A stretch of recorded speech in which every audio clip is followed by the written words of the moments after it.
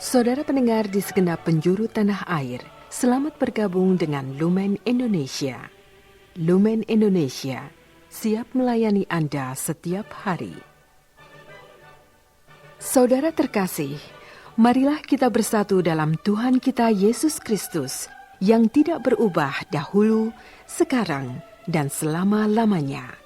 Allah Sang Maha Rahim mengasihi dan menerima sebagaimana adanya kita.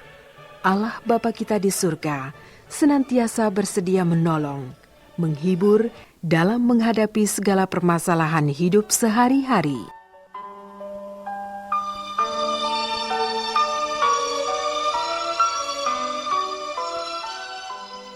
Saudara-saudari, marilah kita mendengarkan renungan dengan judul Percaya kepada Yesus yang ditinggikan.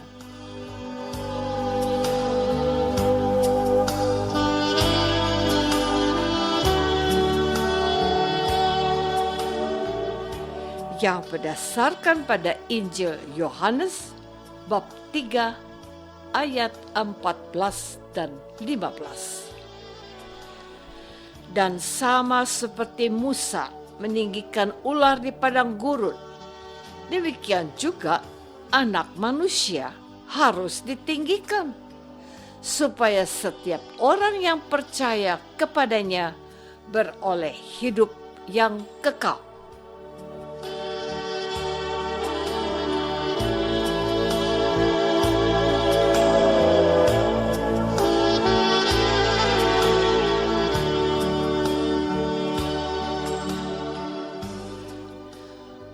Dalam nama Bapa dan Putra dan Roh Kudus.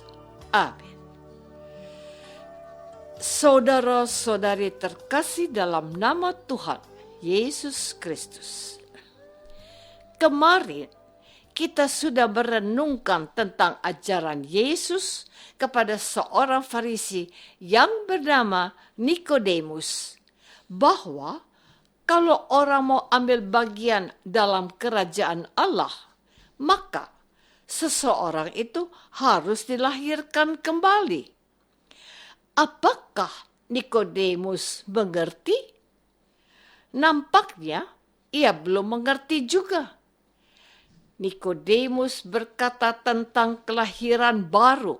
Katanya, bagaimana mungkin hal itu terjadi? Tuhan Yesus menegurnya, engkau seorang pengajar Israel dan engkau tidak mengerti hal-hal itu? Hari ini Tuhan Yesus berkata, dan sama seperti Musa meninggikan ular di padang gurun, demikian juga Anak Manusia harus ditinggikan, supaya setiap orang yang percaya kepadanya beroleh hidup yang kekal. Mengapa?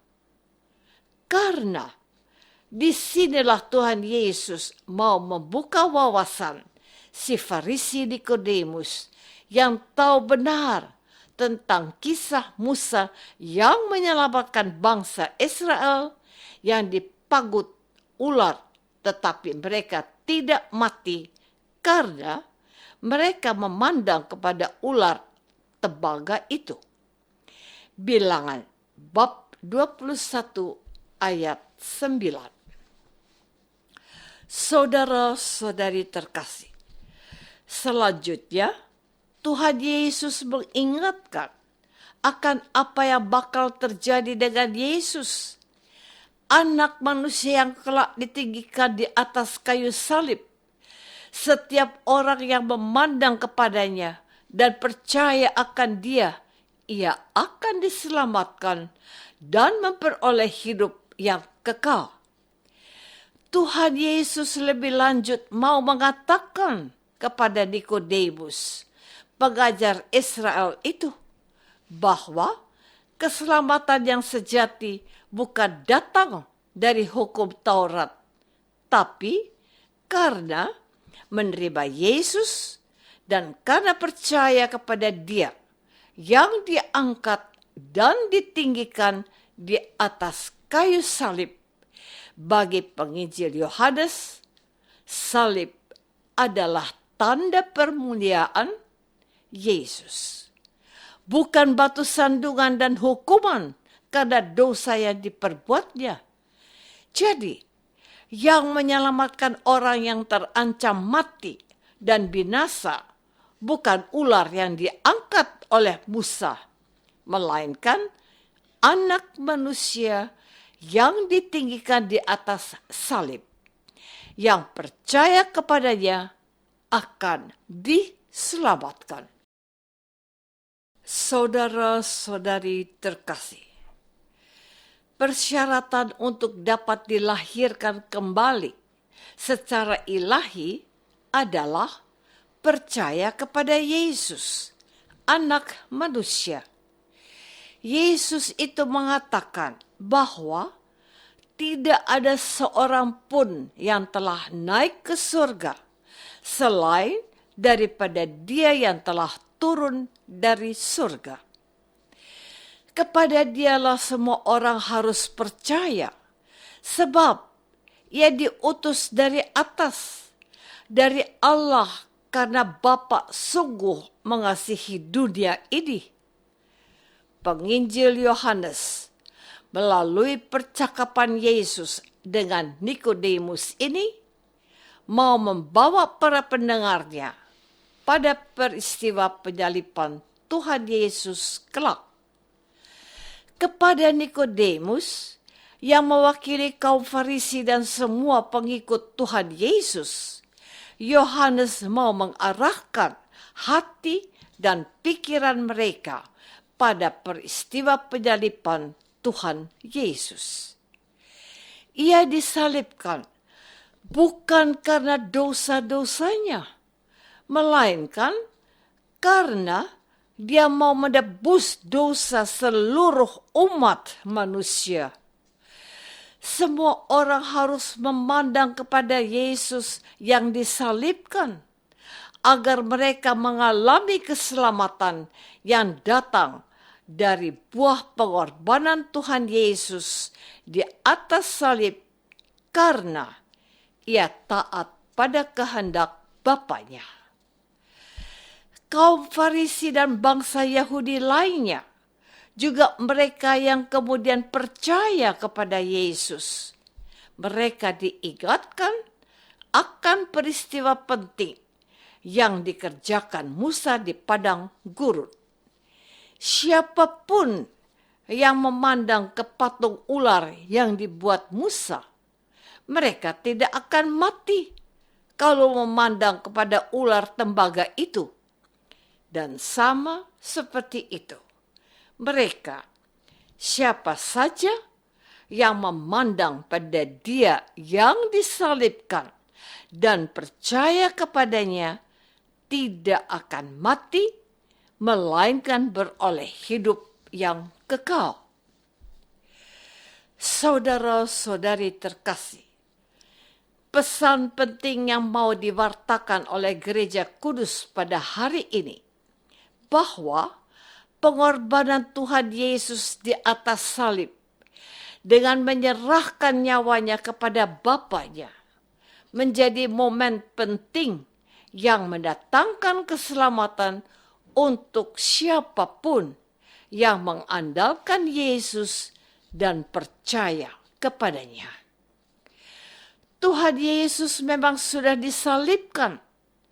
Penyaliban itu bukan menjadi batu sandungan, tetapi menjadi batu penjuru yang mendatang keselamatan bagi setiap orang yang datang kepadanya. Kebangkitan Tuhan Yesus tidak dapat dipisahkan dari peristiwa salib. Yesus wafat untuk menebus dosa manusia. Namun, Ia bangkit kembali pada hari yang ketiga sesuai dengan kitab suci. Kepada generasi yang kemudian menerima Yesus sebagai Tuhan dan Juru Selamat, penginjil Yohanes mau mengatakan bahwa Tuhan Yesus melalui salib sucinya telah menebus dunia. Jadi, setiap kali kita membuat tanda salib dengan penuh hormat dan rasa iman yang mendalam, kita percaya bahwa Tuhan pasti menebus kita dari dosa-dosa kita.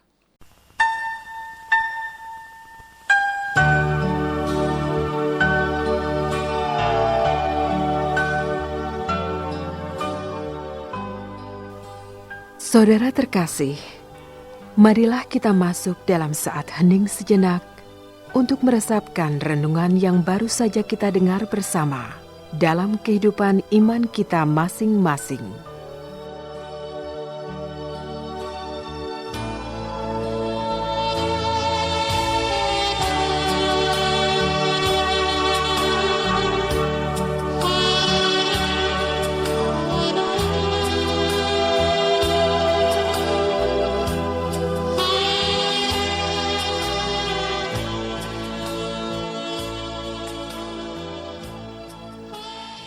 Apakah aku percaya akan kuasa salib Yesus yang menebus dosa-dosaku?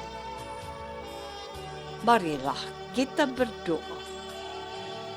Bapa yang Maha Baik, setiap kali kami menyatakan iman dengan membuat tanda salib, kami memuliakan Allah Tritunggal serta percaya bahwa salib Yesus menyelamatkan kami dari dosa-dosa kami. Terpujilah Allah dalam Yesus Tuhan kami. Amin. Semoga kita semua selalu dinaungi dan dibimbing oleh berkat Allah yang Maha Kuasa. Dalam nama Bapa dan Putra dan Roh Kudus. Amin.